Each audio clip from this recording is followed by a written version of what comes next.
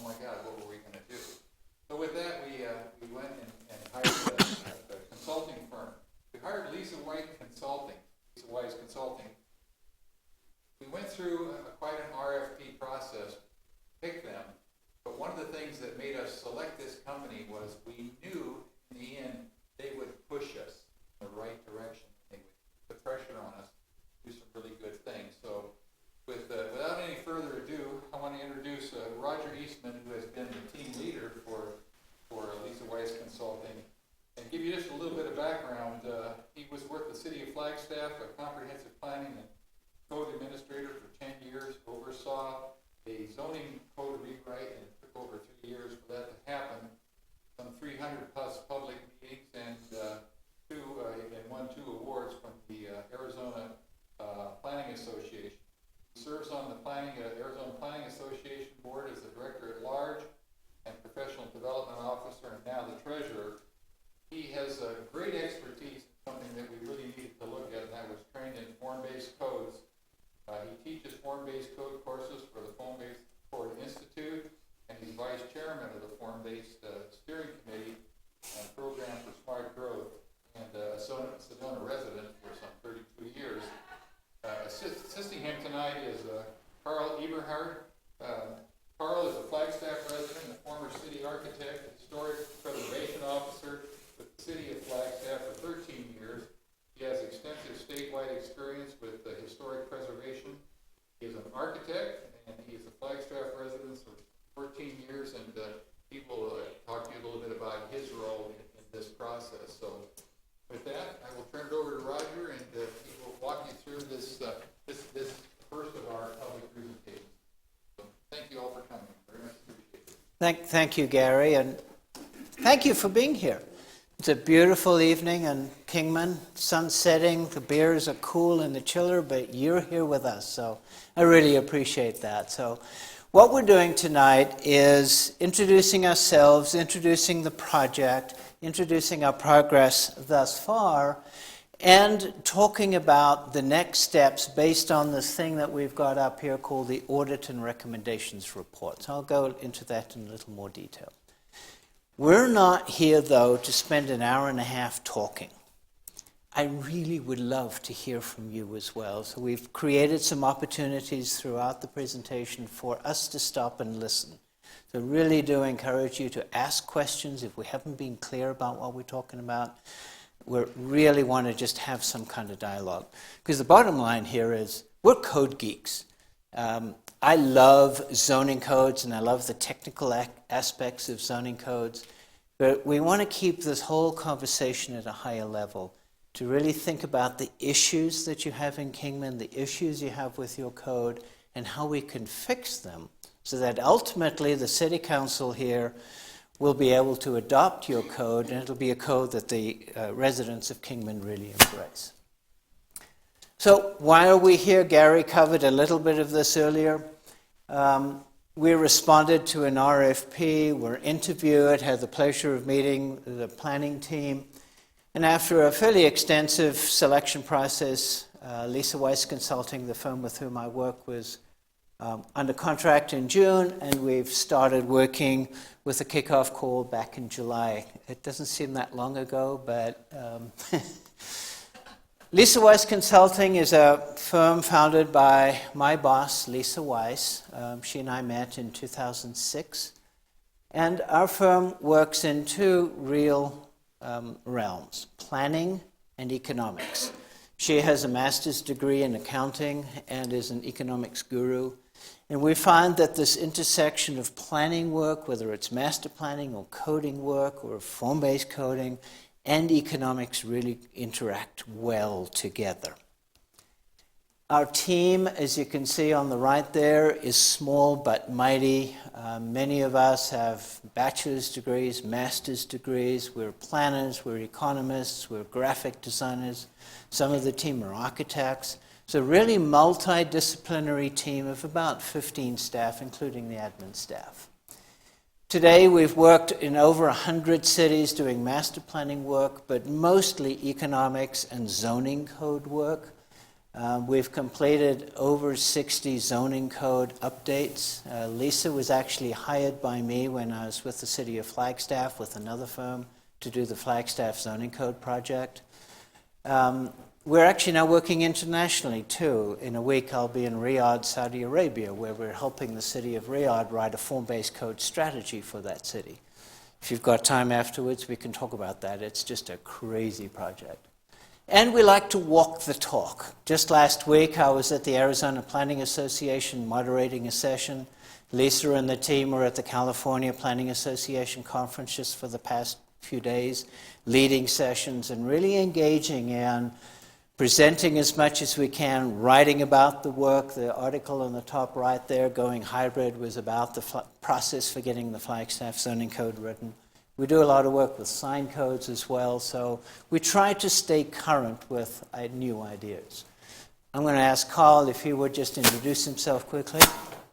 Hi everybody, I'm Carl Eberhard. I'm an architect. I've been an architect for about 4 years. I started doing historic preservation work as part of that practice. I went to work for the city of Flagstaff about 14 years ago. Discovered they didn't have a historic preservation officer. When I asked who it was, they said, "You are." So that's kind of how we started. Interestingly enough, Flagstaff was a little bit like Kingman. They had their downtown about 12 blocks covered at historic preservation. The rest of the town, they weren't doing anything. And over the course of that time, we were able to introduce some additional National Register nominations. We created 2 different local districts. We introduced the concept of cultural resource studies. And Flagstaff right now is at the leading edge of historic preservation in the state of Arizona. They are doing things right up there, which is really awesome. For me, it was a joy to leave the city. Working for cities is challenging for those of us that come from the private world, but I feel like I left them with a good legacy, and the program has endured since then. I threw a couple little projects up here that I thought might be interesting. The lower right one is the one that I have the most fun with. This was the Black Baptist Church in Santa Barbara. It was bought by a skateboard store, and they wanted it gutted and turned into a skateboard store. And I said, well, wait, back the bus up. We can do something different with that. And so that is the absolutely intact church. The baptismal pool is there, the pews are there, all the windows are there, and to make it all come together, we named it the Church of Skating. That's the name of the skateboard store. But we were able to preserve the building absolutely intact by just a little bit of creative thinking. And the reason I like that example is that it's an example of adaptive reuse. A lot of people think about historic preservation as, get grandma's doilies and oil lamp and put it in the window and you can't touch the building. That's not the way preservation works. This is a great example of how a building got a new use in life, and it'll live for another 50 to 100 years because somebody took the time to invest. So that's my little. Thanks, Carl. All right, so we're working now with the code that was adopted in 1971. Kingman's not unique in having a very old zoning code that, as you can see, has been amended, text amendment, 290-something times since then. And the city has processed over 500 zone changes. That, to us, is a clear sign that something's wrong and that the code really needs to be updated. Our program with the city staff will take us through, hopefully, December of next year, when we'll be here in these chambers with the city council seeking adoption. And this approach is very similar to what we do with most of our code work, where we'll do the background review, we'll talk to staff, we'll talk to stakeholders. That's how I got to meet some of you. We'll write a report that summarizes our analysis of the existing code. That's really the meat of this presentation. And that sets the structure for how we will update the code. We then also write what we call a public outreach program. How do we get the city staff and us to engage with the community? We've already completed that, as I'll show in a minute. And then we have a series of public meetings. Across the top, you can see the Task 2 public outreach. So we've got all these meetings programmed through to the end of the adoption of the process. And we've learned, as we write the administrative draft, that we don't present the whole document to you. Because if I was to present to you a document this big and say, read it and respond to it in 2 weeks and get back to us, you're not going to be real happy. So we've learned that it's better to break it up into different sections. And we'll start with the residential zones, relatively easy once we've built the template. Then we'll go to the commercial and industrial zones. We'll start then looking at your other development standards, parking, landscaping, signs, and so on. Then administration and procedures. So staff will be reviewing this in chunks. Ultimately, we'll present a whole code that gets presented to the public. We'll be back, as you can see, for a number of public meetings presenting the whole code. Make whatever revisions are necessary, and then take it to the Planning Commission. They'll make a recommendation, take it to the City Council. Historic Preservation Commission will have a say too on the historic overlay that Carl and I will be working on. So we had our kickoff meeting, and then I was here, whenever that was in July, met with some of you for the stakeholder interviews. I won't go through the list, but you can see everybody that we talked to there. Really excellent information that I got from meeting with locals like you, because as a relative outsider, it's important for me to talk to locals to understand what you all think. And boy, did I hear it. We also did a tour, thank you, Rich, got a really good sense of the city, and then we created this public outreach plan that really is designed to inform the citizens, to consult with you, to get you involved, and ultimately we can all collaborate together to prepare this final zoning code. So, based on all that information, we created the zoning audit report. Sylvia and team have it. I don't think it's been posted online yet, but it will be here soon. If you want a copy of it, I know you can get one from Sylvia in the office, correct? This report really summarizes where we are, the results of the stakeholder interviews, and our technical analysis of your existing zoning code. And we broke it up into these different categories. And what I'd like to do this evening is run through these different categories and just tell you what we found. The good, the ugly, the bad, the indifferent, it's all in there. Because what we really found, if you look at this little graphic on the right, was that your current code is inconsistent. It's really complicated because it's so poorly organized, which makes it very confusing. It's imprecise. Staff struggle in many aspects of applications, just how to interpret the code. It's disorganized. It's antiquated, 1971. It's disjointed. And for residents, developers, architects, it's really unpredictable. And that makes it tough for the council. It makes it tough for the planning commission. It's really hard on staff, because everybody really desires predictability. So you can see what we're intending to create for you. A code that will be consistent throughout, user-friendly, coherent, concise, integrated, contemporary, that is to say modern using best practices, innovative, predictable, involve Kingman residents, and most important, to be consistent with state law, to actually implement your fairly recently adopted general plan. That's very, very important. So let's talk about the usability of the code. And what we found was that the current organization really lacks. There's your table of contents on the right-hand side for your current code. So a quick question. How many of you are active users of the zoning code? Whether you're on the planning commission, signs, the rest of you are not necessarily, somewhat? And how do you use it, if I may ask you? Okay, great. Yeah, you definitely use the zoning code. So if you look at the table of contents, you can see we start off with some basic rules and definitions. Well, that's great, but there are no rules. There's only some definitions of some of the terms in the code. Then we go to the residential zones, which is good. And then we add landscaping in there. And then we go to the commercial zones.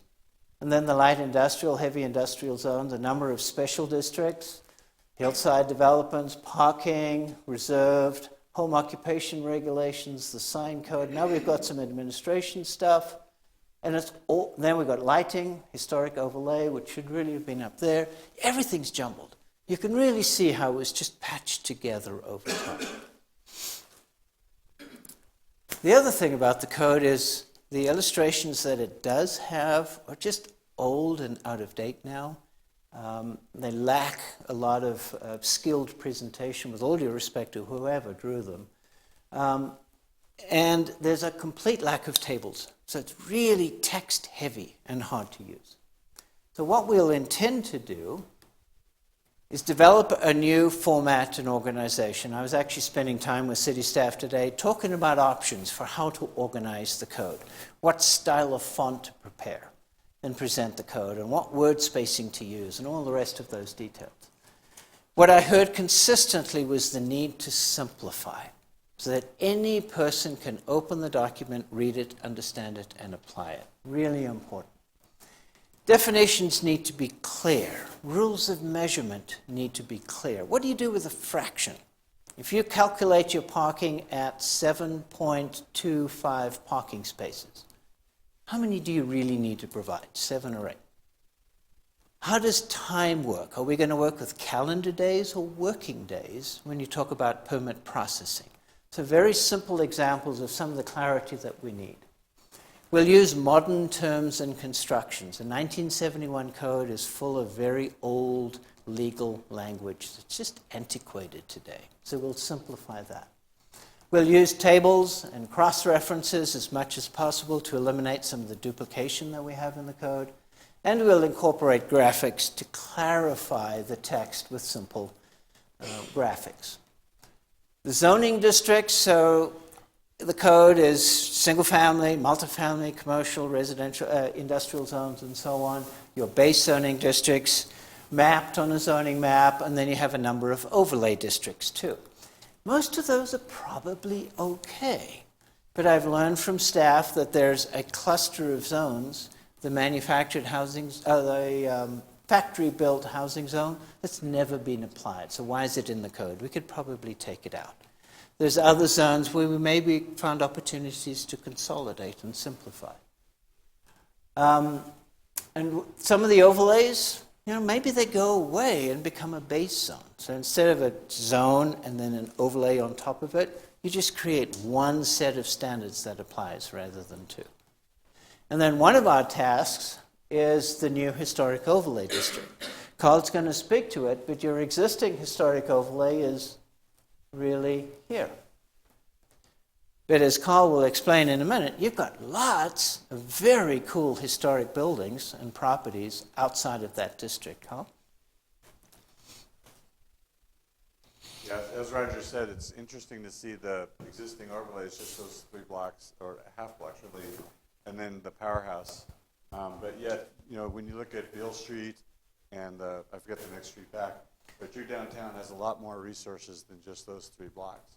So if that's something that you wanted to preserve and protect and use as an economic vitality tool, you might want to think about enlarging that historic district out to further areas out. I took an opportunity today to tour kind of up around the back area and the residential areas, and you have a lot of really interesting properties up in there too. One of the tools that we did in Flagstaff was we created a landmark zone, which was basically a one property at a time zone that doesn't have to be connected. And that way, individual properties can be designated as landmarks by the city with the owner's, cooperation, obviously.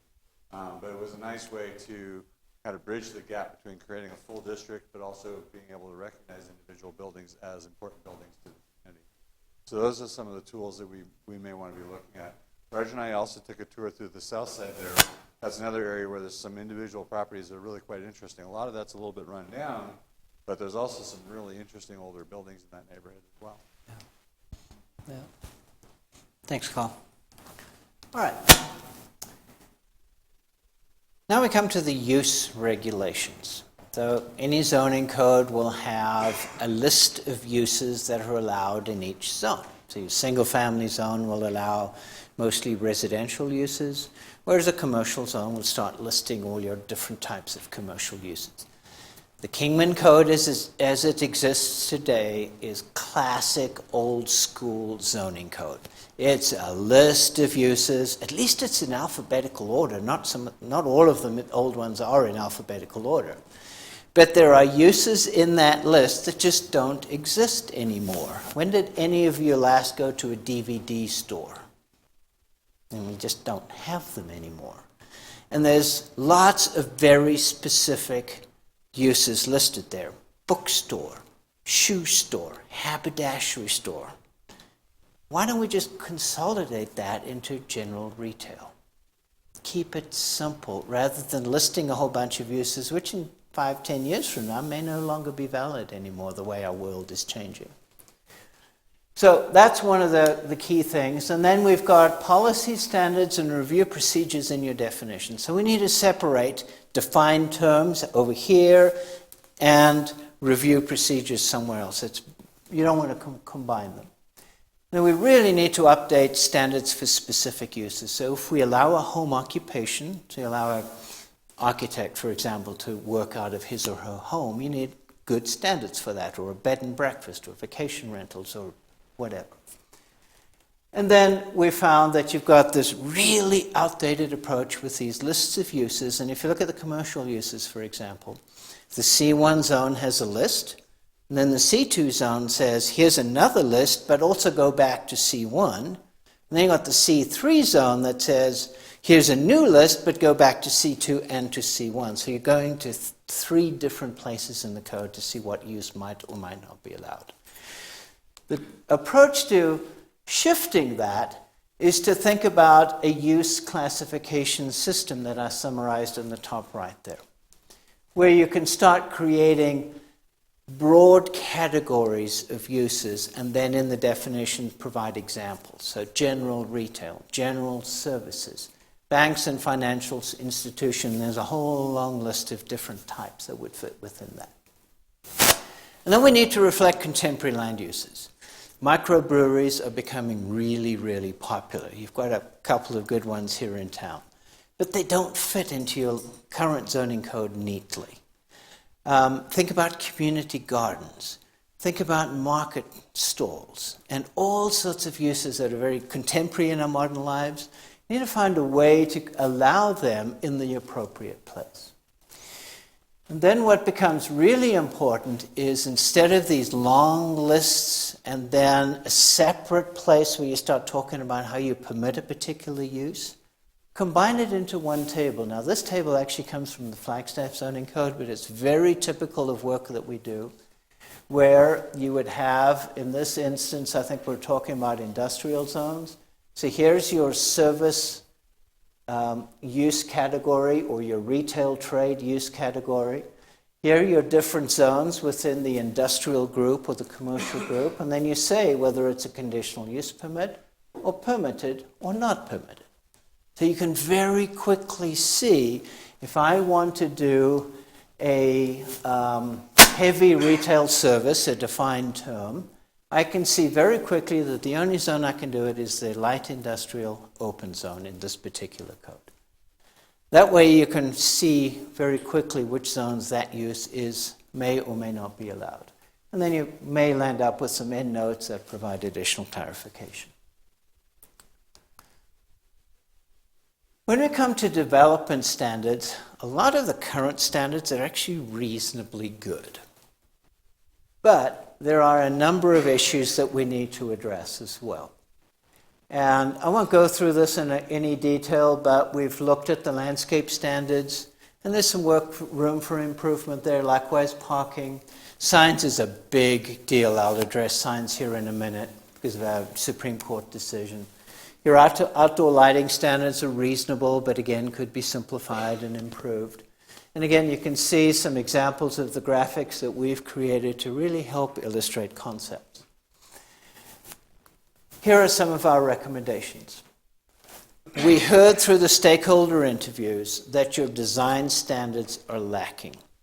Hualapai Mountain Road corridor has really strong design standards. You've got some really nice looking buildings on that corridor. But there are no design standards on Stockton Hill Road or Andy Devine Boulevard. Should there be? Some in the community have said yes. Others in the community have said no. Maybe there's a place in between, I don't know. But that's one of the big issues we're going to have to wrap our heads around. And then the notion of tailoring standards to specific areas. I'm going to introduce a concept to you later called form-based codes, where we may land up with a different set of regulations for the historic downtown than for the rest of the city. But if you really think about your commercial corridors, do they all need to look the same? Or should they look different from one place to another? Your residential zones are the same way. So instead of having one standard applying everywhere, thinking about more specific context-based or place-based standards. The other thing I heard loud and clearly from the mayor, through everybody I spoke to in the stakeholder interviews, we need some flexibility. And in the administration procedures that I'm going to talk about here in just a little bit, I'll introduce this idea of a minor modification process. I'm getting hung up on the term, but it's common sense variability in decision making. And then rethinking your parking standards, because parking standards are evolving. And we need to be consistent with current thinking so that we don't overpark our parking lots. And we can talk about how you can do more shared parking, do parking demand management, where the applicant will actually tell you what he thinks he needs or she needs for the parking for a project. We'll update the sign standards, and again, I'll talk about that here in just a minute. Update outdoor lighting standards to make sure you do enjoy your night sky and you don't have so much light going up and blocking your view of the sky. And then adding reasonable sustainability standards so you can capture rainwater and use it on your landscaping so that you can provide for solar panels. Not necessarily require it, but allow for it in a way that the current code doesn't do. And then I heard a lot about your administration and procedures. And having looked through what the city currently has in their administration and procedures, I just love this quote, and I don't remember which stakeholder I interviewed said that, but it really struck me that it was harder to remodel an existing home than to build a new one. I didn't rewrite that. That's exactly what she said to me. And some of these cities' administrative procedures are, if I may be so bold as to say it, a little goofy. And they really could just be evolved to make it easier for a developer, architect, homeowner to build a home or build a property. Make it more predictable, not only for that architect, homeowner, developer, but also for the residents nearby, so that they have a sense of what's coming in. That's just as important as the rights of the property owner to build something. And so we'll talk also about how you can improve some of the public notice requirements. So some of the recommendations are to clarify the procedures. The site planning process has somewhat documented, but not entirely. And the city's implementing new procedures, which is really great. That just needs to be documented carefully in the code. Provide simple graphics to show the basic process that somebody needs to follow. In this case, this is for a Board of Adjustment meeting for a variance. Establish a minor modification process. So the idea here is that you don't always go to the Board of Adjustment for a variance. So variance, as you would expect, is how you would change a standard because it doesn't suit your particular development need. And it's an expensive process to go to a public hearing. Very often you're going to prepare documentation. You may even need to hire a designer or an architect, make your case. It could cost a few $1,000s plus the application fee. The idea is to set standards for common sense deviations from the code. The example I've used a number of times is a real-life application in Flagstaff where the road was built slightly higher than a single-family home.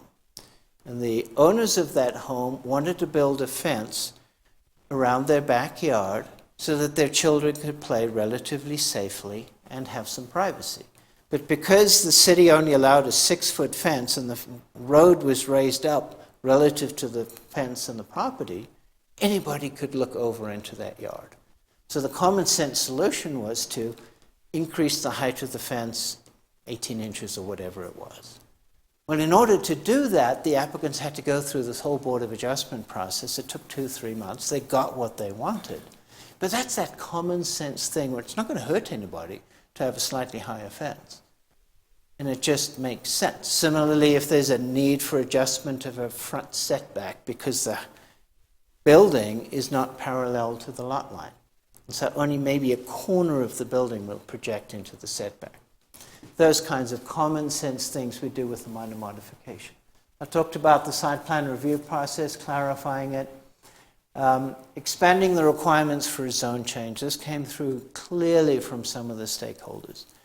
That you really need clearer procedures for a zone change and clearer links back to the general plan, the goals, policies of your vision document in support of or not the requested zone change. The Planned Development District is one of those goofy things in your code where you really are setting up a new zone for a specific, unique project, like Kingman Crossing. Perfect application of a Planned Development District. It's a new zone, but your code requires it to go to the Planning Commission for a conditional use permit, which is a little odd because it's really a legislative act which should go through the City Council.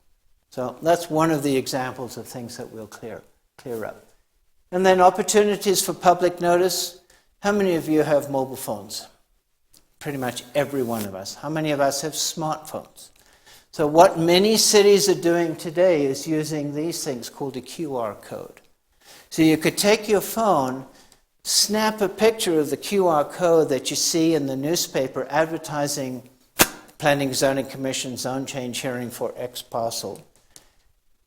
Once you've snapped that, you can then download the staff report, the plans, the maps, everything in support of that application. That way you can be informed about it before you come to the council meeting. It'll cost the city $10 to get a QR reader, established, and then just print it. It's really inexpensive technology, but it really gets the word out in a very meaningful way. All right. We're getting close to wrapping up on this portion here, but one of the things we do is always pause, step back, and check whether the code is consistent with state and federal law, because the law is constantly changing. And I think for some of these that I've got listed here, the city's actually okay, but we just need to look and make sure that there's been no new adult-oriented business legislation that's come through, or particularly case law, and just make sure that the city's existing regulations comply. I think they do, but we just need to verify that. Then we have this crazy thing called the Private Property Rights Protection Act, Proposition 207. Anybody remember that? I know the city planners do. This was in 2005, if I remember correctly, where Arizona voters approved Proposition 207. It's critically important to make sure that as we're working through the zoning code, we comply with the provisions of ARS 121134. So what does it mean? The city has a set of regulations today, and if we make those regulations more restrictive, then the property owner could theoretically file a claim against the city because that more restrictive law could potentially diminish their property value.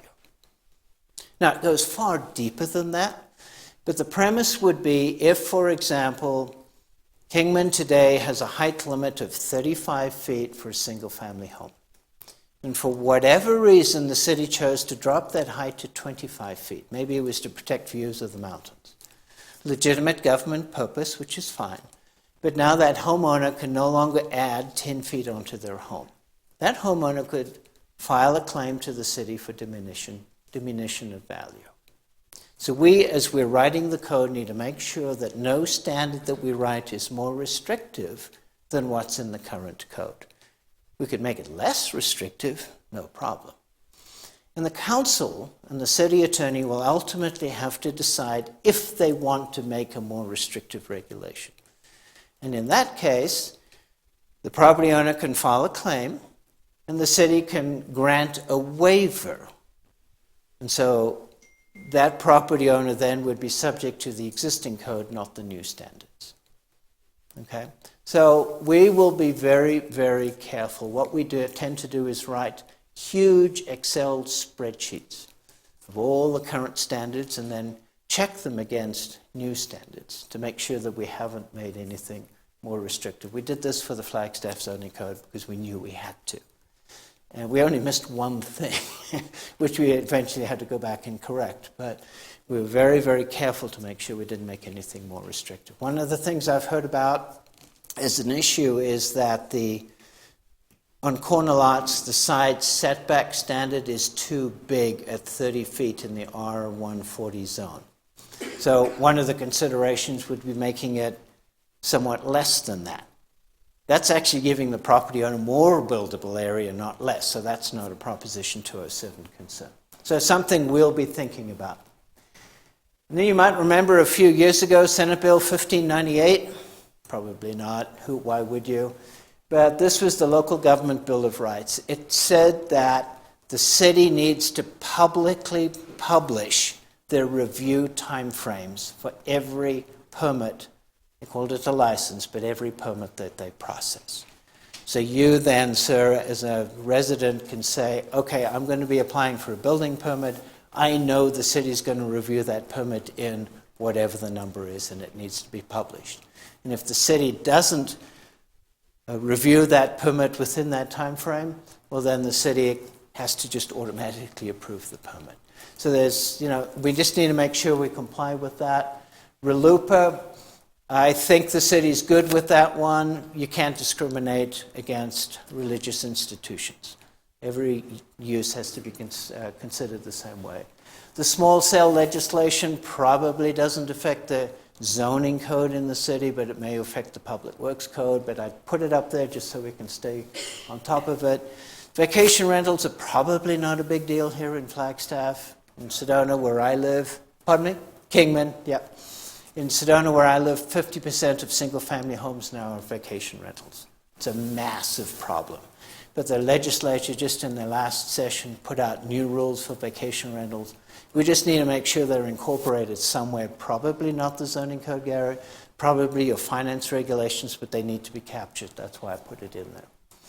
We won't worry about the zoning hearing thing. That's a very small aspect, but it is important. But what is important, and JJ, I'm glad you're here, is the Reed v. Town of Gilbert decision.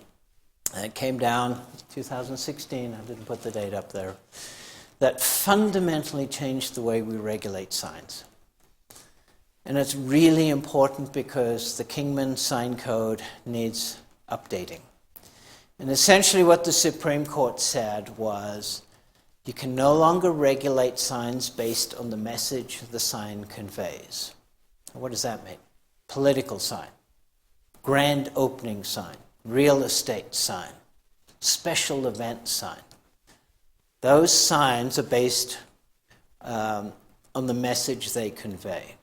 And what happened with the case of Gilbert was they had a bunch of different sign types that were allowed for different specific uses. In this case, for the church, it was a temporary directional sign for a qualifying event.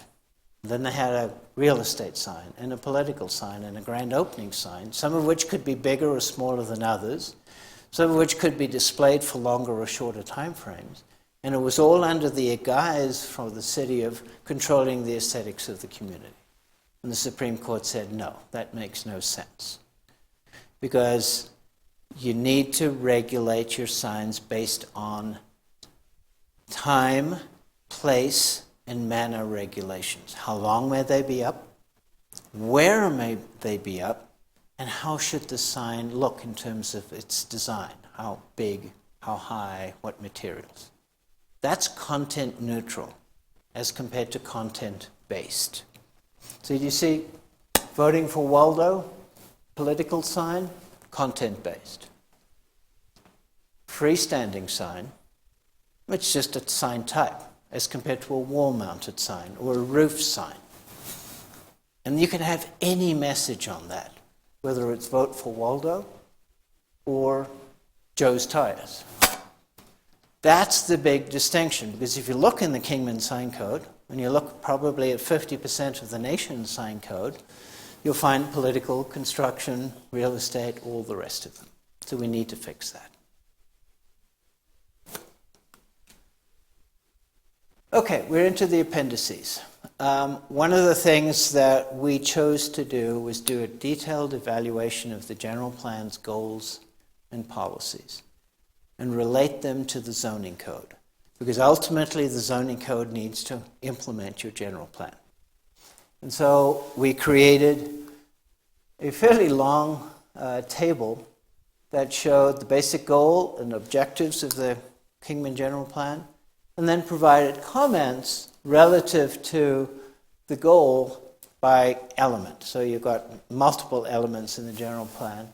So we now have a sense of what parts of the zoning code will implement the general plan and where we really need to focus to make sure that ultimately when council adopts, the general plan is supported by the zoning code, because the zoning code is the implementation tool.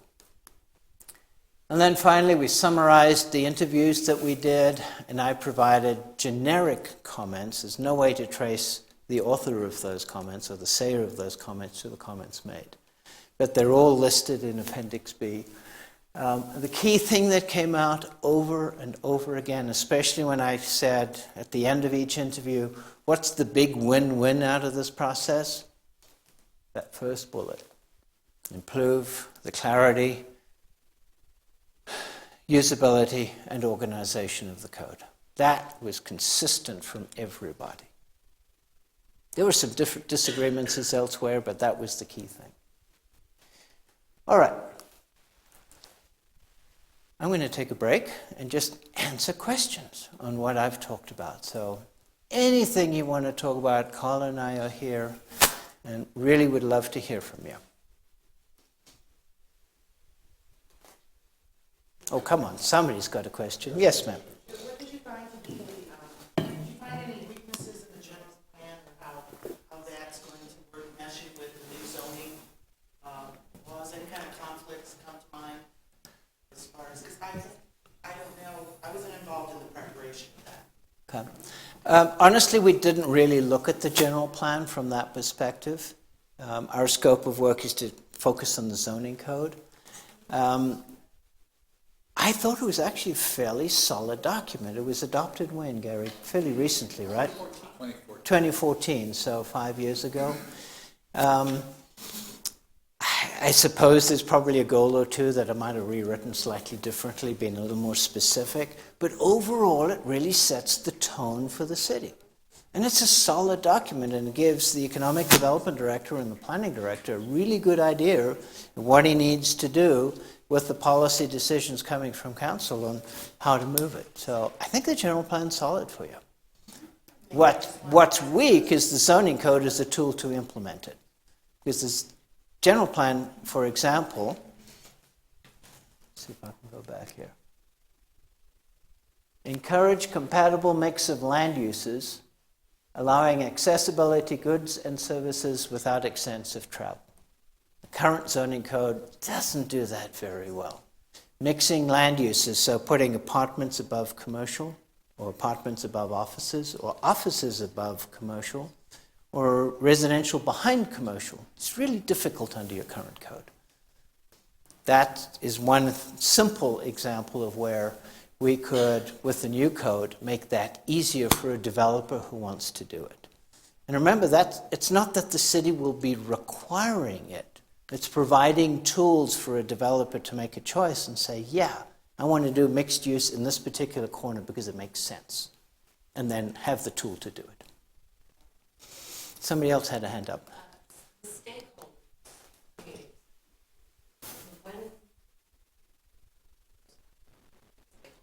The stakeholder interviews were July 10th and 11th.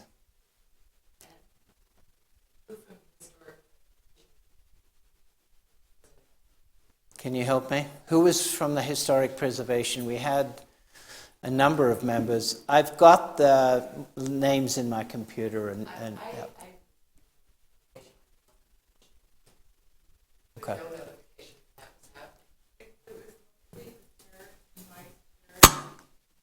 It was mostly the chairs and the vice chairs invited to the stakeholder meeting.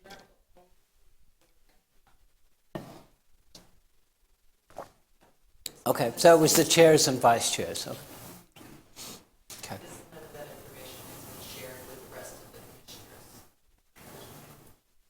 What was that? None of that information from that. I think it will, now that the code audit report is published or complete, it'll be posted on the city webpage, and I presume staff, you'll allow all the commissions to get to it. Yeah. Okay. Going forward, how do we go about addressing architectural design for our commercial buildings like Wallapai Mountain Road? How do we go about addressing, we got numerous builders that are building 200-300 homes, cookie cutter homes, they all look the same.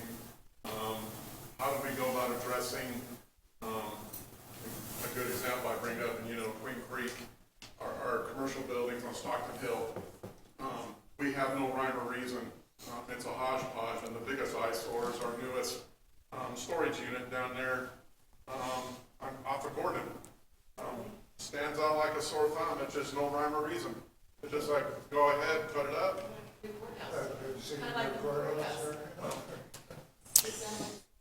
When I introduce form-based codes here in just a little bit, Gary, I have a slide that in many ways answers your question, where developers will build what the code allows them to build.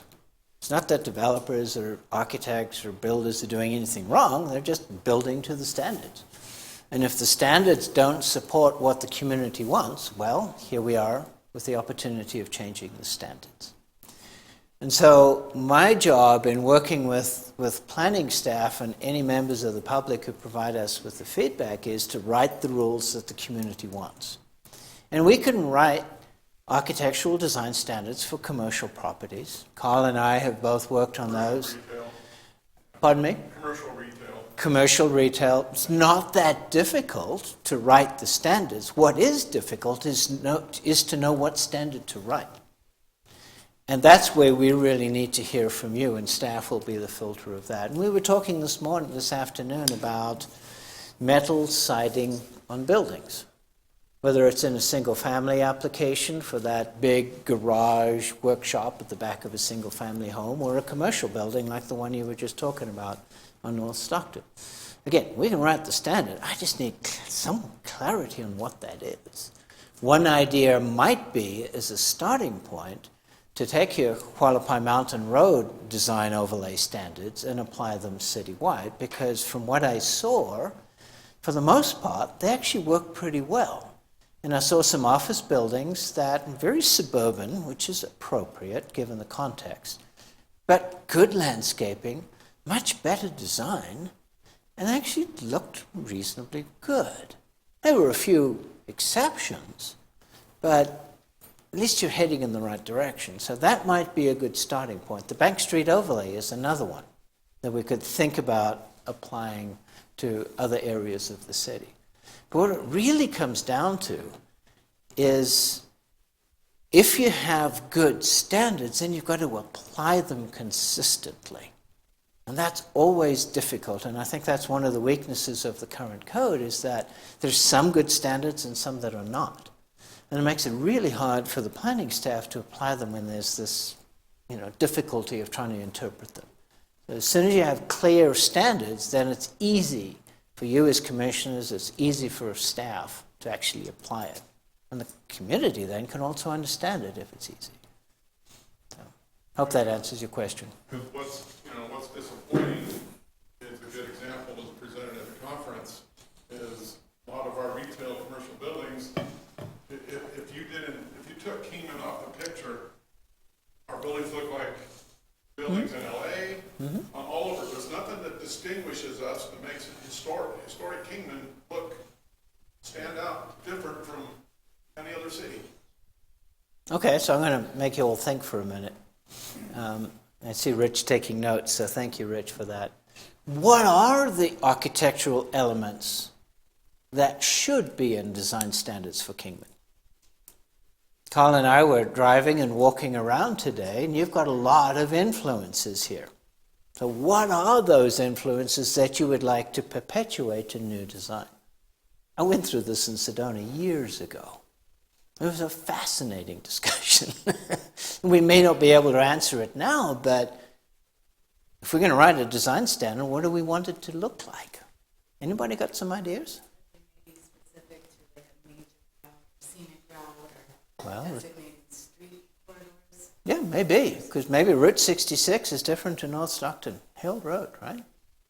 You know, but what should North Stockton Hill Road look like in terms of, I'll make it easier for you, rock materials? I think a Walpole Mountain Road would be a scenic route. Right. A certain height.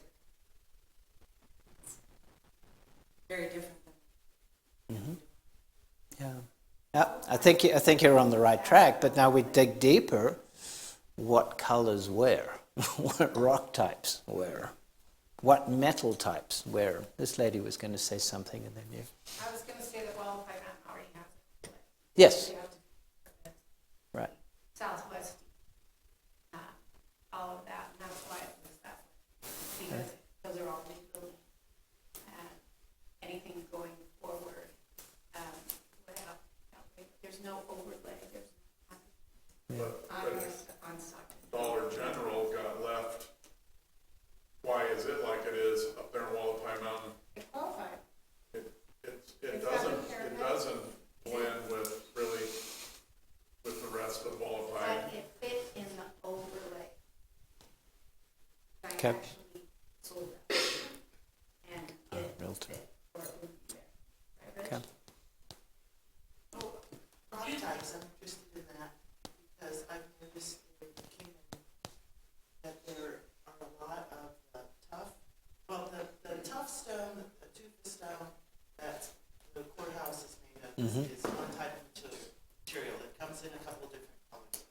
But the more pumice looking stone, that kind of basalt, okay, it's really prevalent in Kingman. I don't know so much about the Route 66 corridor going across Arizona. I think there also you can talk about Flagstaff. But I also notice it's a prevalent slide with Tucson. I think that makes a sort of a historic statement about Arizona. Fair enough. Yeah, Flagstaff is traditionally malpai, you know, the lava rock. But it could be sandstone too, like we use in Sedona. You know, and we can take it to another level here. Is fake rock okay? Yeah. If it Okay. blends with what we have as a natural, because they make the fake just. So, just down the road from us here is the Arcadia Motel. Spanish Missions, Spanish Revival, whatever the right term is called. In its prime, it was probably a beautiful building. Wouldn't you agree? No? Oh, initially it was. Yeah. But we have historic photographs of Arcadia. It was very lovely. Yeah. Before they put the naked ladies out. And, so the place I did notice them as we drove through. It's like, really? is historic and it's for sale. Okay. Yeah. There's a golden opportunity there with that building to bring lodging downtown. Sure. Yeah. Yeah. All right. Any other thoughts just on architectural standards, and then I think we can move on. Just focusing on the Arcadia again, that area in general. Understood. How is that in some, not really at all. You want that right now we have about It looks like an SRO, single room occupancy. Is that what it is, Gary? Yeah, the old hotel, the Arcadia. Yeah, it looks like an SRO, and yeah, and then private homes scattered throughout downtown. Whatever you call it. yeah. And you know, the two communities where we've lived and work, affordable housing, workforce housing, housing for lower income people is a critical issue. It has to be addressed. You know, and there's the right place for it, and there's the wrong place for it. So Yes, it isn't, how does, this is not my field, so how is it addressed? Is it going to intersperse that throughout the community? ideally, Is that the way? Okay. ideally, yes. You know, and ideally within a project too. And there's been some really good examples where you'd look at a building and you wouldn't know that there's $1 million penthouses on one area and affordable housing somewhere else within the same project, and everybody lives together. You don't want to create pods of different economic categories of housing. Not ideal to do it that way. Yeah. When you're talking about defining what building what, for example, are you talking about, are you wanting everything cookie cutter alike? No. You want to have Southern California? It's certainly not what I want. It's what the community wants. And you know, it's a conversation about, for example, Paul's going to laugh at this, stucco. How much stucco is allowed on a building? Flagstaff set rules in place, was it 25% of an elevation, maybe stucco. The rest of it needed to be siding or metal or rock or masonry of some type. And that took a lot of time to get to that standard, and it was constantly pushed. It was very, very difficult. Carl was city architect. So he was reviewing projects and trying to figure out if 35% actually was okay based on the way the building was designed. Now, that's what I'm talking about in terms of materials. Then it comes to massing and height, and you know, what do we really want? What's the right landscape palette for different areas of the city? And that was a big issue in Sedona, where you had the creek environment along Oak Creek, where the landscape palette theoretically is different than it is in West Sedona, which is much drier. You shouldn't be planting cottonwood trees in West Sedona. It's too much of a water hog, but cottonwood trees down by the creek make sense. It's that kind of context-based design standards that I think Gary is alluding to, that we need to start thinking about. Roger, can I jump in? Yes, please. And similar to that with historic preservation, you as a community have to define what's important to you. So we have to figure out what, in architectural standards, what makes Kingman architecture.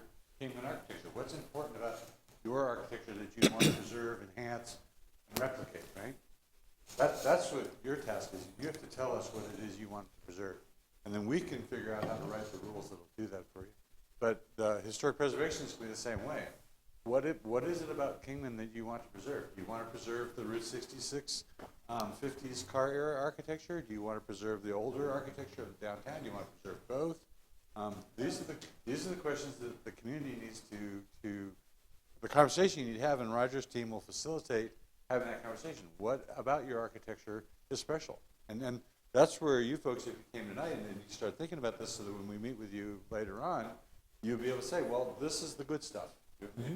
Doesn't necessarily have to be as specific. And Roger got to go into materials, which is good because it's a concrete example, but you know, there's things to think about like building forms and placement of the building on the property. All those things come into play. How much windows are in the wall? Is it 25% windows or whatever? And so for both architecture and for historic preservation, we're going to be looking to the community for you to tell us what it is about this community that you think should be propagated. And we'll write the regulations to do that. Sure. So who in the community, as you can see, who shows up? And so are we, you're saying that we're going to have a voice Absolutely. and that we're going to be, whether you're on and the commissions, well, I'm on a commission, she is. Good. Yeah. Commissions, and yeah, I didn't know anything. They told me about this. So. But it sounds very exciting, and to have somebody actually listen to us do that is super exciting. We needed that for a long time. Because one of the things I hear, I am a commercial agent, so one of the things I hear over and over is it's so hard to get anything through. But then when I talk to staff at the city, they're challenged because of what they have to do. Yep. And they have to make us do.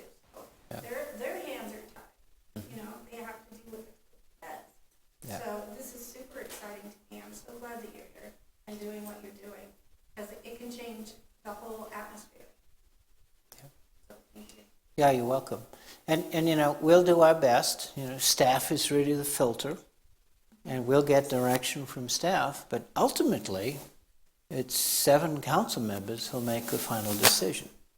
Because I don't know about Kingman, but I very much doubt when we come to final adoption that everybody's in alignment with the document. Somebody's going to complain about some section of it. Of course. And it's their job to figure it out. You know, they'll go to the general plan, see what the guidance is, and then they'll make that decision. But when they have a general plan meeting, Yeah. they can show up, especially if they live on the boundary. And they're always complaining about why is the general plan, it's not in the general plan to get bigger, and I try to explain to them, it's always in the general plan. It's always there. That's why we're meeting, to change it. Yeah. And I guess perception is everything. So, I don't know, I'd be encouraged to be invited to the meetings, play a part. We want the Western, we want the 66, we want the community-minded. Yeah. I don't know what you're, I don't know what you can do. It's already there, That's a problem. Yeah. so. That's the problem. All right.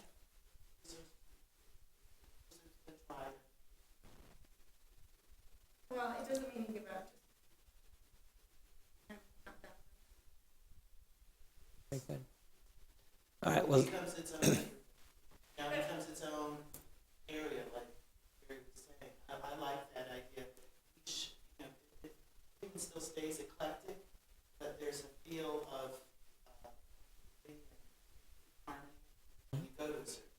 Plus, there's a huge silent, of course, huge. always, Yes. always, They're yeah, only silent so long Yeah. until you do something. yeah. That's right. But, All right. I want to be respectful of your time. I think we need to be out of here at about 7:30. So I think it would be helpful, because it is a part of this project, to talk about this aspect of zoning codes called a form-based code. And just by a show of hands, has anybody heard this term before? Not, yeah. Good.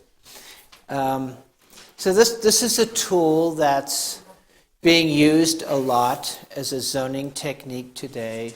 Its roots actually go back in time, a couple of 100 years. It wasn't called form-based coding at the time. But the city staff have asked us to address some form-based code components in our work with the zoning code. I don't know that we're writing a full form-based code as such, but we're bringing these elements in, particularly, thank you for joining us, particularly for the historic downtown, where it makes the most sense as an initial application of these standards. And then in time, the city may want to apply them to other areas. So let's take a few minutes and just talk about what on earth we're talking about. But I want to pause for a moment and just think about going up to the general plan level and a well-intentioned policy statement. I'm not going to read it, but you can read it and get a sense of what you think that really means. And because it's a policy, it's broad.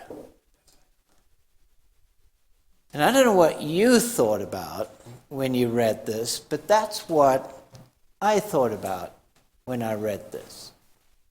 Where you've got an infill project in an existing urbanized area, so that implies to me buildings closer to the street, somewhat taller buildings, perhaps 3-4 stories, certainly the public transit, vibrancy, people walking on the sidewalks, even to the extent of maybe some mixed use.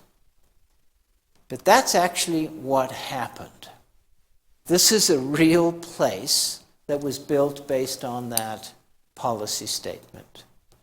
So the point that I'm trying to make here is, if you want that, then you've got to write a code to get that. And if you don't, then your code will give you that, if that's what your standards ask for. So this is the point I was making in response to your comment earlier, Gary. Builders will build what the codes ask them to do. They're not violating any rules. And so our suburban sprawl and the form of many of our communities is a result of the rules that we wrote.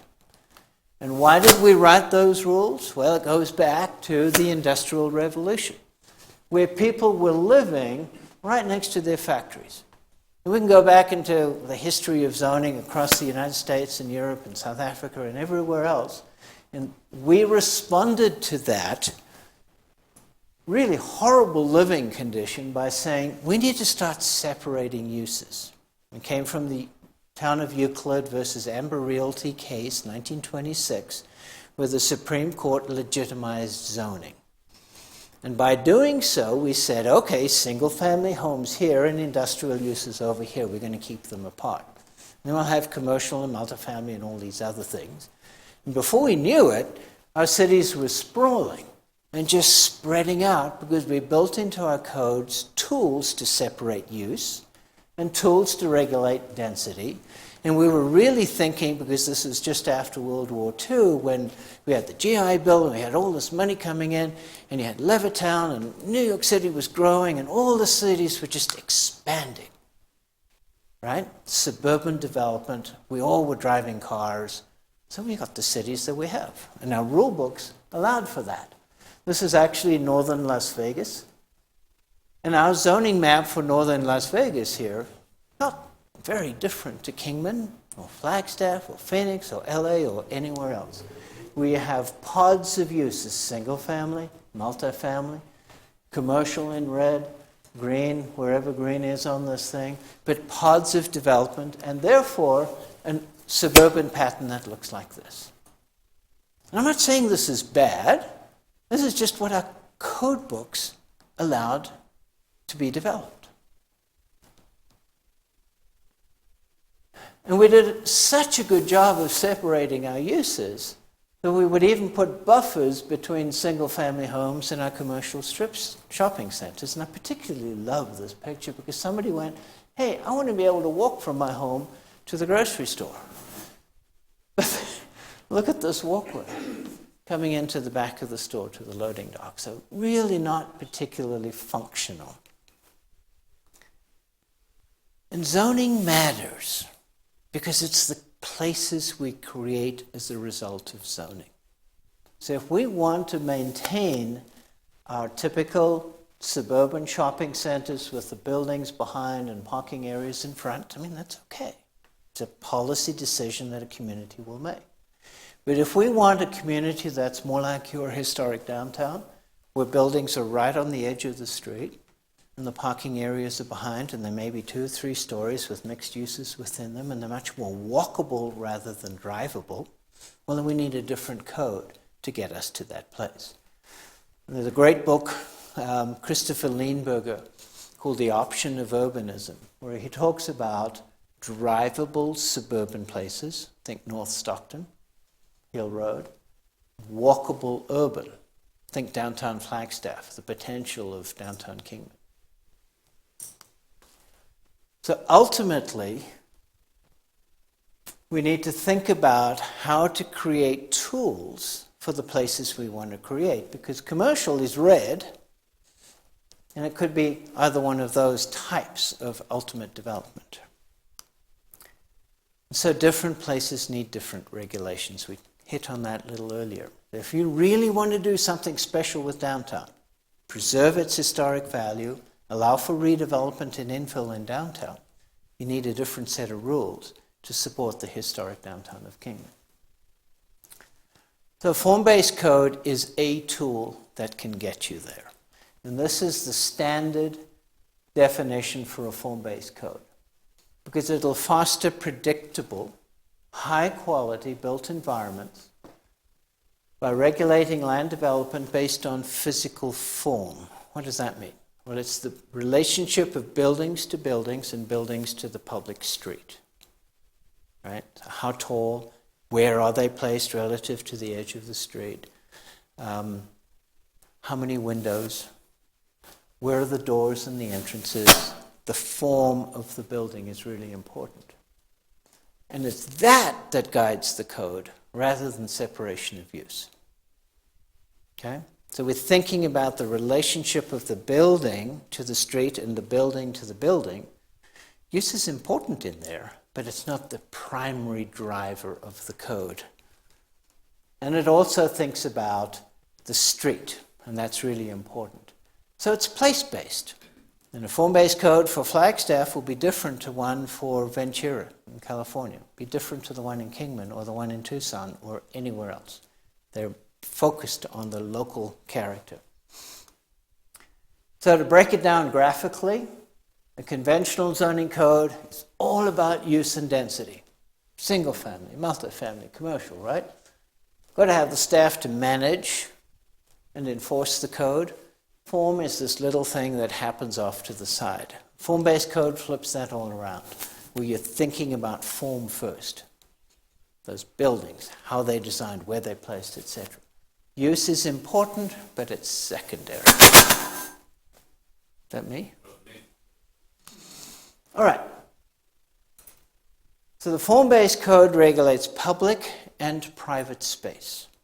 That's regulating the private lot, and the form of the buildings and so on, but it also thinks about the street space, because the two are closely related. They're very well illustrated, and they're very clear, they're transparent, it's obvious, they're predictable what you're going to get out of it. Conventional zoning code, text heavy, relies on standards, and they regulate private space only. What's in a typical form-based code is what we call a regulating plan. It's the zoning map. And I'll show you an example of one that we wrote in downtown Las Vegas. It includes standards for the public realm or the street, which we probably won't be doing for Kingman. We'll be relying on your existing street standards. But we will be thinking about the building. What's the frontage of the building? Should you have awnings? Should you have a gallery? Should you have an arcade? How wide should the windows be? Where should the doors be? Those frontage standards are important. Some administration section, and then obviously definitions. And we'll organize that regulating plan, or that zoning map as I called it, based on the transect. Now, I was talking to some of you earlier today about the Hualapai Mountains. The idea of a transect came from, I don't think that is me, came from ecology. And if you think about when you've been up in the mountains, there's pine trees and elk up there. But down in the desert, there's no elk, but there's coyotes and deer. So there's an ecological transect. There's different types of vegetation from the top of the mountain down here to Kingman. I've defined an ecological transect. You can do the same thing with the city, where you can go from your most urban place, downtown LA, to the most natural place, the wilderness, on the edge of the city, with different character of urban places in between. So we can get into this and speak to it for an hour, but just think of this continuum of, from really high intense urbanism to the very least types of urbanism. That helps you define a regulating plan. This is some of the work we did in East Fremont Street, where we set up different transect zones based on the intensity of development. So unlike a zoning map that has yellow for single family, orange for multifamily, red for commercial, and so on, here the intensity of the color translates to the intensity of the use. So without even reading that small legend, you can see that's more intense than this, which is more intense than that. So you've got a quick visual way of understanding that. So downtown Kingman, this historic area, might have 2 or 3 transect zones that would be shaded in similar colors here to intensify Beale Street, perhaps as a more major corridor than some of the other streets off to the side. And as I mentioned before, we really are focusing on the public realm, the streetscape as well, because it's really important to understand this relationship in here. So quickly running through, this is the Main Street zone for the downtown Las Vegas code. We always would start with a general intent statement, talk about lot sizes, We'd create standards for different building types, and then you'd have very detailed standards for the width, depth of each building type. If you've got a courtyard building, to start defining what the interior of the courtyard would look like.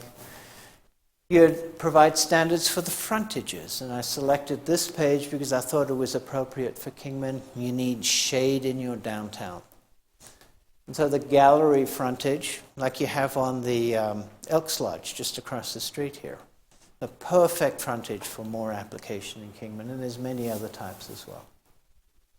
So some of the misconceptions of a form-based code: they don't regulate use, they're too complicated, they're untested, and they're just guidelines. Well, I'm going to hit on these very quickly. Form-based codes do regulate use, but it's secondary to the form of the community you're trying to create. So if you want to preserve historic downtown Kingman, write rules that are based on what you have down here already. And I think it's really clear what they are when you think about how the buildings are placed relative to the back of the sidewalk, for example.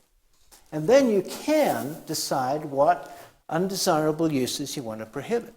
If you don't want a medical marijuana dispensary in downtown Kingman, you can say so. We don't want that in this particular transit zone, or any other use that might not be appropriate here. They're too complicated. They're new. Their first look always feels complicated. I went through that process years ago. But once you understand how they're laid out, and that they're prescriptive, and that they're richly illustrated with graphics, we always provide a how-to guide. They actually become really simple to apply and use. They're not untested anymore. Form-based codes have been around for 20, 30 years as a coding technique. There are over 600 of them in this country alone, adopted, in use, and applied. And there are, I forget how many around the world now. So they are a known tool, and they actually work, and they're doing really, really well for both greenfield developments and within the city context here like Kingman. And they're not just guidelines. They are real standards. So they have the force of law, and the city staff can say, you must provide 70% of your building facade on the property line.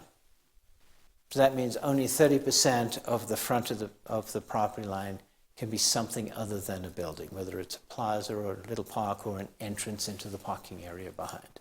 So it starts to define how wide a building can be, which you don't typically see in a conventional zoning code. It's a real standard. So a few other quick misconceptions. They're not boilerplates. They really are custom made for each community. They're a set of standards. They're not just a standard boilerplate. What we wrote for one community won't apply here. They don't dictate architecture. Sometimes, if they're written for a greenfield suburban project, they do dictate architecture. Think about the new town, if you want to look it up, the new town at St. Charles, for example, in Missouri. Very strict architectural standards, but it's a private development. Seaside in Florida, private development, very strict architectural controls. At a citywide scale, we don't go there. And so there is as much creativity as you need. They don't just apply to greenfield development, they can apply in downtowns as well. They don't leave out staff. Staff have to implement the code. They have to review the project based on the form-based code, and ideally they're involved in writing the code too. And they don't create upzoning and rely and provide high-intensity development. It's always scaled to the neighborhood. It's always scaled to the area within which the form-based code is applied. So the form-based code for Miami was written for Miami, and there's 5 or 6 different T6 building types, or zones in Miami.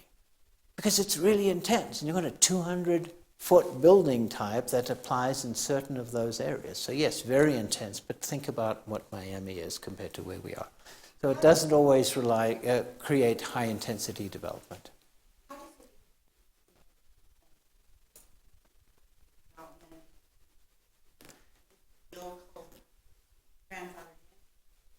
So that's a really tricky question because it ties right into Proposition 207. Remember what I talked about before? The new regulations can't be more restrictive than the current regulations. We haven't done the analysis yet. But if we're saying that in order to protect historic downtown, we need to get rid of the C1 or C2 zone, which may have more height than we really want, now we're going to have a conversation with the planning director and the city council about how we do that. Does the form-based code just become an overlay? Or does the city, kind of take the big bite and apply it as a new regulation and then offer waivers when necessary? Yeah.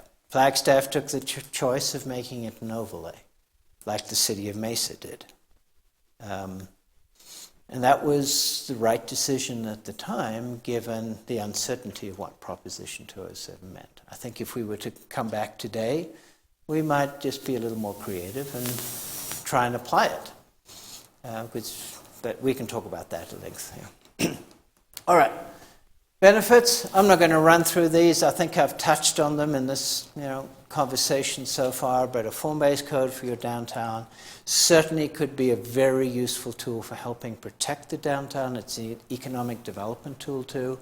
So you can make sure you get the right types of development that meet the character of the downtown. So with that, I think I'm done. Again, I'm Roger with Lisa Weiss Consulting. You're welcome to contact me at that email address.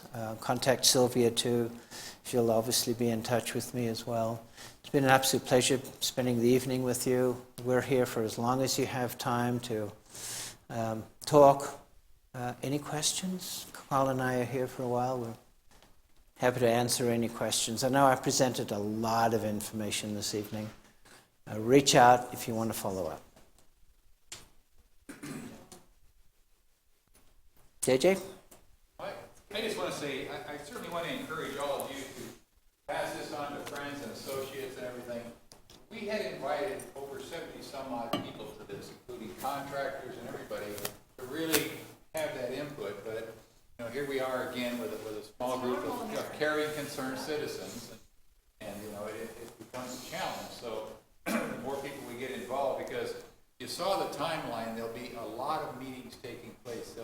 These folks will require a lot of input and information. But, hopefully you are the vanguard now. You can say, this is what we saw, and the city has, after 47 years, stepped to the plate and made this, this major, because it'll have a tremendous effect. And you're right. We'll probably get down to that 2-year goal, come to council, and somebody may not be happy about that. I mean, I hear things downtown in the overlay district like, well, you aren't going to tell me what I can do with my building. But yet, we know that from our tourist information that historic downtown is so valuable because 50% of those folks that sign the register say it's the historical piece. We are still we still have some of that magic. But again, I really want to thank you all for coming this evening. And now I hope you can certainly see why we chose this firm. JJ? The timeline? Oh, sure. Yeah. So we're hoping to be back for adoption by December of next year. And there's a bunch of meetings and things in between. So, yeah. And Sylvia's working on getting the webpage up to date, and you'll find all this information there. Yeah. If you haven't signed in, please do, because we do have email addresses for asking. Yes. For everybody Yeah. that's here. Make sure you give us your email addresses, and the city staff can reach out to you. Yeah. I think what was interesting, Roger, as you probably noticed, a lot of cities, with old downtowns and everything, how they're going back to the 50s style where it's pedestrian friendly, narrowing the street so there's only, one car each direction, so you get more public walking. And I thought that was very interesting, seeing how many cities were going back to that standard. And even Old Town, downtown Phoenix there by the sports, I think, was doing that with of course, the help of the owner of the hotel. Downtown Tucson is thriving. Yeah. streetcar has certainly helped, but there's a lot of new development that's based on this kind of coding application and just common sense.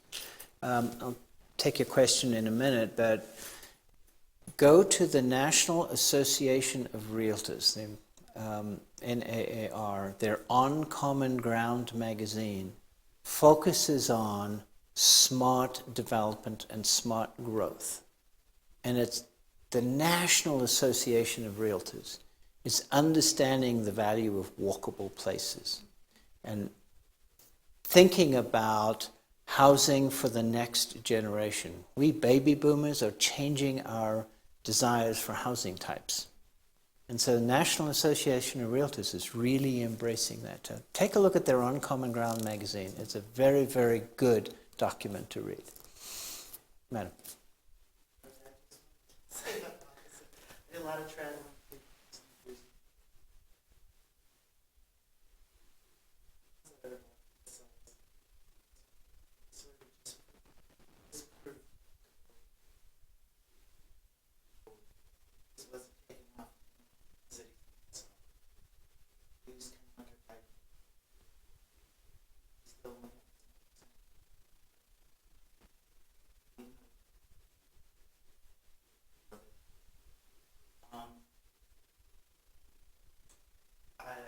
Just the fact that this is so much. Yeah.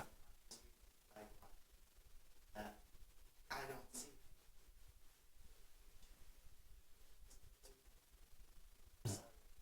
Just, I try to walk.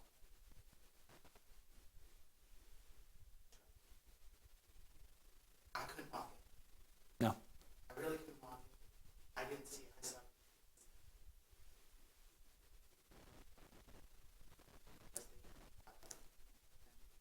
That's really, that's middle America. It's close to more places that you can see. I'm not sure. Just not sure. It's not what I see. From what I've seen driving around the city, this is not a very friendly pedestrian city. Just the way it's developed. I'm not saying not to go in that direction. Yeah, Obviously, that's the, from a health perspective, after it's a absolutely, absolutely. But it's not, it's kind of a myth. No, I would disagree respectfully with you on that because there are more and more communities that are really becoming more walkable. If you go to the Smart Growth America website, you can see lots of great places that are investing. They have the density though. Kingman, like so many other cities, has low density and makes it much harder, much more expensive for the city to invest in it. That's the problem. Unless you can get private developers as they build a new subdivision to put in the sidewalks. That's a whole nother conversation. But there are more and more cities across this country that are saying we need to get out of our cars, we need to walk, and they're providing the facilities to do it. It's tough here too when it's 110 degrees. I get that.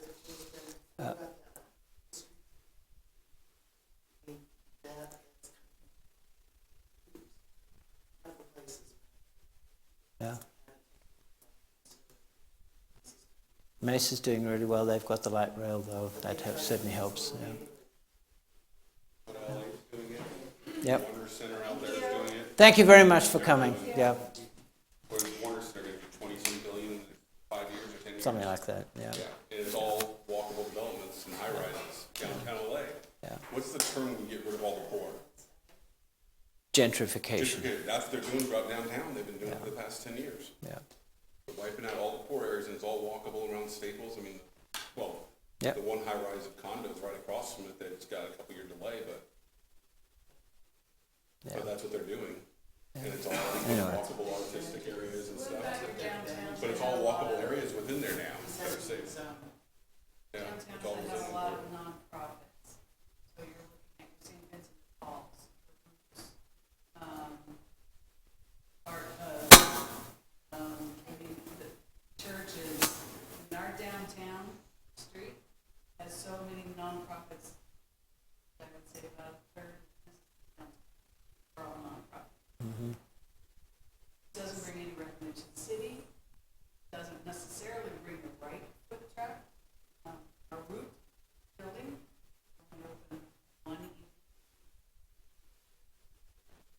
See, I'm not sure the zoning code can necessarily fix that, but I know this young man here is working hard on getting more lodging downtown, more retail, getting people off the interstate into downtown.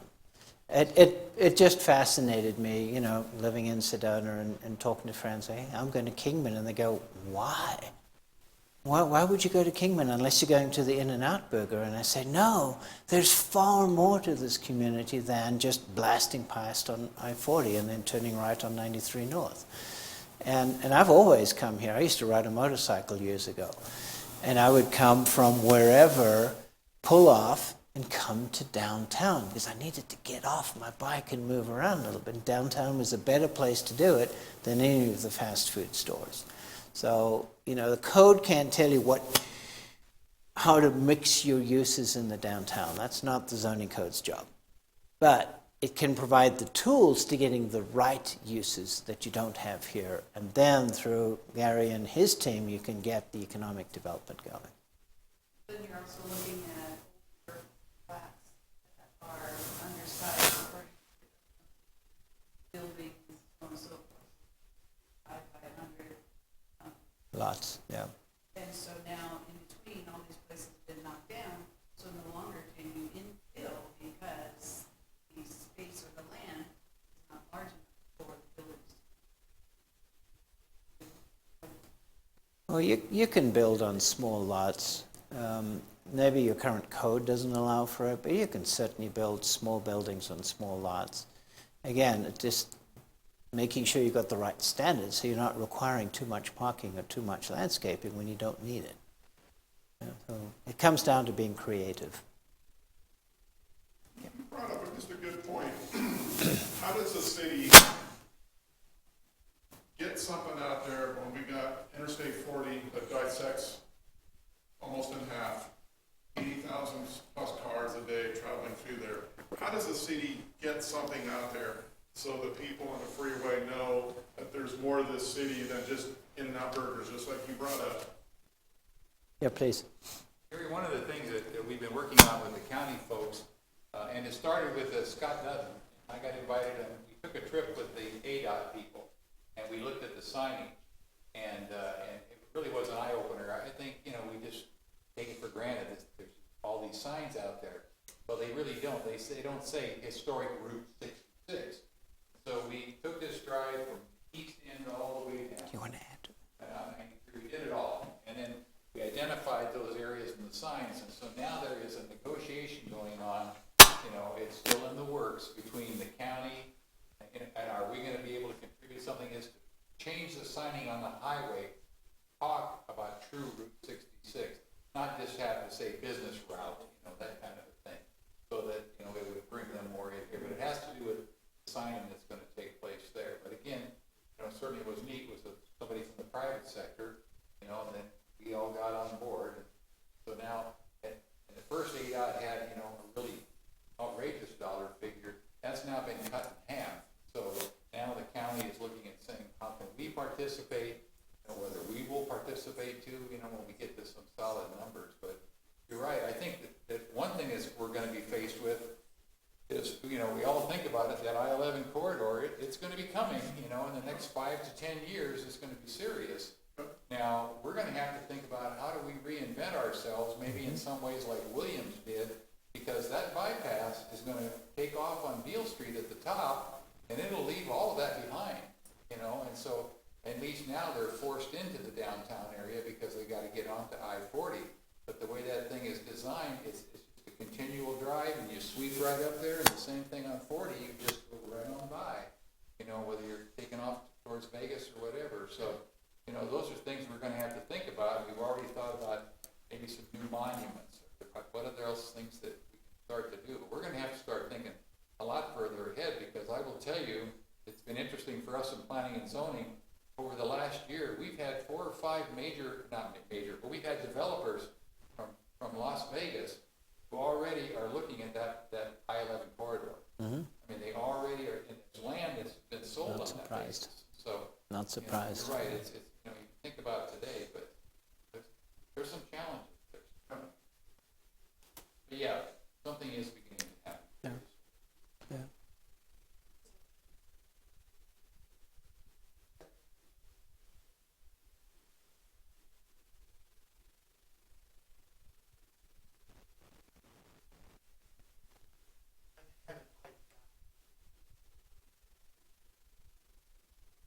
removing the heavy truck traffic?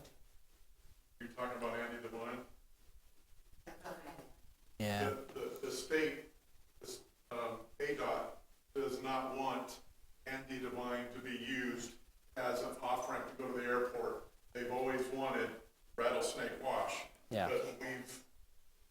But that's been a holdup, trying to get Rattlesnake Wash going, but they generally do not want, because of trucks, accidents, backing up at the truck stop right there, when you get off, on a Sunday, it's, yeah. Yeah. And that'll happen once, I'm sure, Rattlesnake Wash gets.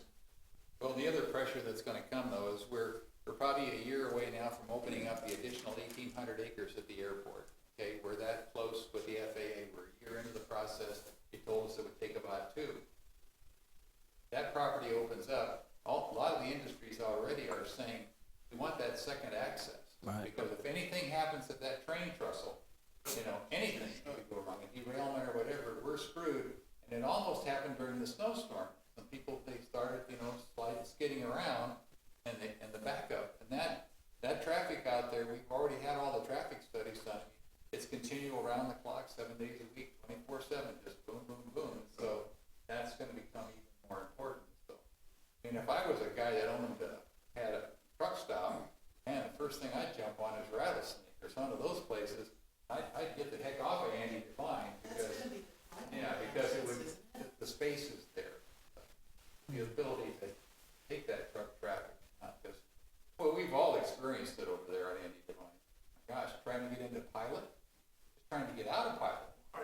You brought up another good point. I think we need to get away from truck stops in this city. I mean, they probably bring revenue, but is that what we really want to be known as, a truck stop? Well, I think one thing we're gonna have to do then, Gary, is we're gonna have to get that dirty word, property tax, implemented at some point, because we're living and dying on that sales tax. And Yeah. so, those truck stops are creeping a ton of money, boy.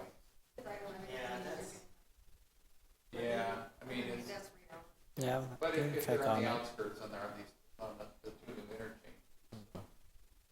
But, there certainly are a lot of challenges, but there certainly are a lot of opportunities. But vision maybe has to be a little bit longer. We're getting there. All right. Well, this has been great. Thank you. Just one final comment, just quickly. If you haven't had a look at Old Town Cottonwood, and I don't know if you've talked to Casey, the Economic Development Director there. Boy, they've done a brilliant job. No, they've got certain advantages that you don't have here, but it's a great model for what's possible in taking what used to be a very simple, desperately run-down Main Street with drug addicts and homeless and really run down into a vibrant place right now. They've done a phenomenal job. So go and check it out. But again, thank you for spending your evening with us. It's been a very good conversation. I've enjoyed it, and I'll be back. Thank you. Thanks, Carl.